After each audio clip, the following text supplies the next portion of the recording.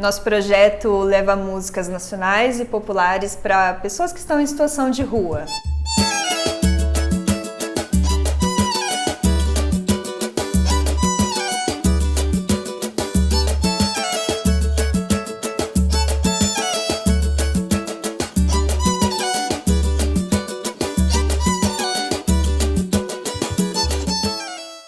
A ideia de levar música para o público em situação de rua vem do fato de que são pessoas que passam por diversas situações de preconceito, de falta de credibilidade, muitas vezes deixando inclusive de acreditar nas suas próprias capacidades. Mas nós não só tocamos para eles, nós tocamos com eles, nós tocamos por eles. A música conecta todas as pessoas, não tem quem não goste de música.